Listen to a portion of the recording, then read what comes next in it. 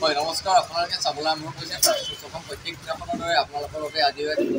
সুসংবাদ লৈ আহিছোঁ। আগত ক'বলৈ গ'লে নগৰ চোতা আজি কুটিকুটীয়া বা লক্ষ্মীনগৰৰ বেছি কাষতে এটা লাগি থকা যি SK মটৰ্ছ আপোনালোকে যি ধৰক একাউণ্টত ক'বলৈ গ'লে ব্যৱসায়ত যি বাণিজ্য ক্ষেত্ৰত যি এখন বাহন ল'বলৈ বিচাৰিছে কমাৰ্চিয়েল যি একাংশ যি বাহন মোৰ সন্মুখত কৰা হৈ আছে আপোনাৰ একেবাৰে কম মূল্যৰ পৰা প্ৰায় 1 পৰা হওক 1 লাখ টকাৰ পৰা হওক বা 70,000 80,000 টকা মূল্যৰ পৰা একেবাৰে কমৰ মূল্য যিসমূহ ধৰক টাটা মেজিক হওক বা ACV হওক বা অন্যান্য টেম্পু তথা যি সকলো আছে একেবাৰে 70,000 80,000 বা তাতকৈ ধৰক বৃহত্তৰ মূল্য SK মটৰ যি আমাৰ যি ইয়াত পুৰণি বাণিজ্য বাহন বেচা কিনাও হয় মানে আপোনাৰ যিখন পুৰণি বাহন আছে পুৰণি বাহনখন আপুনি দি পেলাই আপুনি এখন নতুন বাহন ইয়াৰ পৰা আপুনি ক্ৰয় কৰি পেলাই লৈ যাব পাৰিব। কিন্তু ইয়াত টেম্পু আছে অন্যান্য যি টেম্পুসমূহ আছে একেবাৰে এইবিলাক আপোনালোকে ধৰক 60,000 টকা ডাউন পে'মেণ্ট দিয়ক আৰু লৈ যাওক। তাৰপিছত ইয়াতে অন্যান্য টেম্পু আছে আপুনি 60,000 টকা ডাউন পে'মেণ্ট দিয়ক লৈ যাওক। কিন্তু অন্যান্য যি একাংশ যি আপোনাৰ চুজুকীৰ হওক বা যি আপোনাৰ টাটাৰ হওক বা ACV সকল আছে বা যি আপোনাৰ মেক্সিমাম হয়তো অন্যান্য যিসমূহ DI সকলোখিনি গাড়ী ইয়াতে উপলব্ধ আছে। যি একাংশত ক'বলৈ গ'লে SK মটৰ্ছ নিচে আৰু এখন আজি যাব সিহঁতে আজি আৰু এখন নিব আহিছে সিহঁতে ভাল পাইছে বুলিহে আহিছে। আমি মানে এনেকুৱা কাষ্টমাৰ যাতে সন্তুষ্ট হৈ যায় আমাৰ ইয়াৰ পৰা SK মটৰৰ পৰা এনেকৈ আমি কৰি দিওঁ। হয় ইয়াত পুৰণি যি বাণিজ্যিক বাহন আছে দিয়ক আৰু নতুন এখন আপুনি পুৰণি বাণিজ্যিক বাহন 3 চকীয়াৰ পৰা লৈ পেলাই 4 চকা তথা 6 চকা হওক বা আপোনালোকে যিখন বাহন আছে আপোনালোকে নিব পাৰিব। আমি চকা টুকিয়াৰ পৰা আৰু এষাৰে জানিবলৈ বিচাৰিম আৰু বেছি দিবলৈ আমি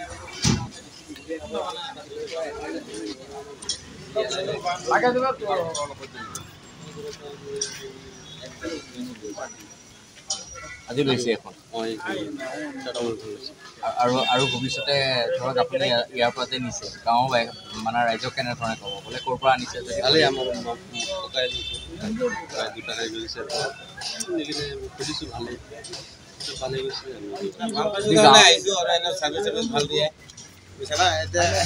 কিবা এটা হ'লে মাতি দিলে আপোনাক সেইদিনাখন অফ কেমেৰা পাইছিলোঁ আজি অন কেমেৰা পাইছোঁ কওকচোন অকণমান। তাৰমানে আমি গাড়ী দুখন নিলোঁ নি পেলাই এতিয়া চলাটো ভাল ব্যৱহাৰ পাতি ভাল আমাৰ লগত মিলে আৰু কিবা এটা হ'লে আমি আনিলে লগে লগে সুবিধাখিনি পোৱা যায়। কিবা বেয়া হৈছে মাতি দিলে আনিলেই হ'ল আপোনাক মাতি দিব আহিব আমি ইয়াৰ আগতে আমি বাতৰি কৰিছোঁ কিন্তু আমি ফাৰ্ষ্ট নিউজত আজি প্ৰথম বাতৰি কৰিবলৈ পৰিবহণ কৰিছোঁ। কি ক'ব যি ধৰক চুজুকি হওক বা অন্যান্য যিসমূহ ধৰক বাহন আছে ৰিটাৰ্ণো কৰি পেলাই ধৰক এক্সচেঞ্জ কৰে আৰু এক্সচেঞ্জ আমাৰ পৰা যদি গাড়ী লয় আপোনাৰ এক্সচেঞ্জৰ সুবিধাটো আছে মানে গাড়ীৰ ফটো দি দিলে আমি দামটো দিব পাৰোঁ গাড়ীটো চাই লওঁ আৰু আমাৰ পৰা গাড়ী ল'ব পাৰিব আপোনাৰ মহেন্দ্ৰ বলেৰো আছে DI EX আছে DI RX আছে ইণ্ট্ৰা V10 আছে ইণ্ট্ৰা V30 আছে AC গোল্ড আছে ছুপাৰ কেৰি আছে আপোনাৰ য়োদ্ধা আছে আমাৰ তাতে কমাৰ্চিয়েল গাড়ী প্ৰায়ভাগেই থাকে মানে একাংশ ধৰক যি আপোনাৰ ব্যৱসায় ক্ষেত্ৰত যদি গাড়ী এখন ল'ম বুলি ভাবিছে বিজনেছত ক্ষেত্ৰত যদি আপোনাৰ টেম্পুৱে হওক বা আজি 4 চকীয়া বাহনেই হওক বা যদি ল'বলৈ বিচাৰিছে একে টেম্পু আপুনি 60,000 টকা বা 70,000 টকা ডাউন পে'মেণ্টত ওলাই যাব। কিন্তু ধৰক আপোনাৰ 4 চকা 1 লাখৰ পৰা 1.5 লাখ টকা ডাউন পে'মেণ্টত ওলাই যায়। AC গোল্ড ল'লে আপোনাৰ 1 লাখত ওলাই যায় সৰু ছুপাৰ কেৰি ল'লে 1 লাখত ওলাই যায় যেনেকৈ এই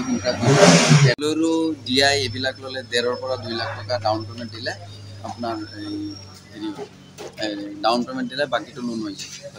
কথা ক'বলৈ গ'লে যি ধৰক AC গোল্ড আছে তাতে AC গোল্ডসমূহ ধৰক কেনেকুৱা কিমান ডাউন পে'মেণ্ট একেবাৰে ল' ডাউন পে'মেণ্ট কিমানত আছে 1 লাখ টকা দিব লাগে 1 লাখ টকা মিনিমাম 1 লাখ টকা এটা দিব লাগিব আৰু তাৰপিছত ধৰক আপোনাৰ এইখন ধৰক AC গোল্ডখন লৈ যাব বিচাৰিছে ধৰক পুৰণি এখন বাহন আছে তেওঁ আপোনাৰ ইয়াত জমা দি পেলাই এইখন নিবলৈ বিচাৰে কি ক'ব তেওঁলোকক এক্সচেঞ্জ হৈ যায় আমি গাড়ীটো চাই লওঁ কেনেকুৱা কি কথা গাড়ীটো চাই পেলাই সেইটো গাড়ীৰ দাম দি দিওঁ কিমান পুৰণি সেইটো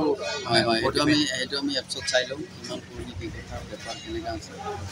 চাই পেলাই আমি দাম দিওঁ। একাংশ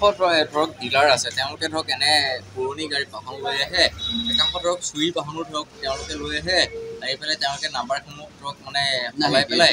সেইটোতো ডকুমেণ্ট চালে গম পাই যাম আমি মালিকৰ আধাৰ কাৰ্ড পেন কাৰ্ড থাকিব গাড়ীৰ NOC থাকিব লাগিব মালিকৰ নামৰ লগত এড্ৰেছৰ লগত মিলিব লাগিব আমাৰ সেনেকুৱা নহয় বা আমি এগ্ৰিমেণ্ট কৰি লওঁ গাড়ীটো বিভিন্ন সময়ত ধৰক তেনেকৈ প্ৰশ্ন উত্থাপন হয় কি ক'ব মানে প্ৰাইভেট গাড়ীৰ ক্ষেত্ৰত মানে প্ৰাইভেট গাড়ীটো আমাৰ নাই আপোনালোকৰ ধৰক ব্যৱসায় ক্ষেত্ৰৰ গাড়ী যিখিনি আছে কিন্তু প্ৰাইভেট গাড়ীৰ ক্ষেত্ৰত ধৰক উত্থাপন হয় মানে গৰু ছাগলীৰ ক্ষেত্ৰত যিসমূহ ধৰক চুৰি হয় বা ড্ৰাগছ হওক বা সেইবিলাকতো চুৰিৰ কথাটো পুলিচে জানিব বা প্ৰশাসনে জানিব, সেইটোতো আমি নাজানো। আমি মানে নথি পত্ৰ সম্পূৰ্ণ চেক কৰিলোঁ বা আমি এতিয়া আৰু মানে আপোনাৰ লক্ষীনগৰৰ নিচে কাষতে আছে। নিচে কাষতে, লগতে আকৌ আপোনাৰ গুৱাহাটী ট্ৰেভেলাৰ ষ্টেণ্ড যিটো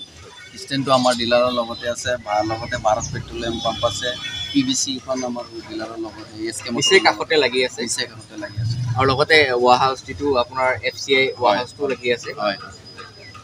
আৰু কিছু যোগাযোগ নম্বৰ আমাৰ মুকলি কৰি দিব নেকি ৰাইজৰ বাবে, আমাৰ ফাৰ্ষ্ট নিউজ অসমৰ ৰাইজৰ বাবে? হয়, আমাৰ লগত যোগাযোগ কৰিব হ'লে আমাৰ কণ্টেক্ট নম্বৰ হ'ল 7896479155। নাম্বাৰটো পুনৰবাৰ যদি কৈ দিয়ে। 7896479155। এইটো নম্বৰত যোগাযোগ কৰিলে সকলো গাড়ীৰ বিষয়ে সবিশেষ জানিব। হয়, এয়াই আছিলে যি ক'বলৈ গ'লে SK মটৰ্ছ তথা যি আমাৰ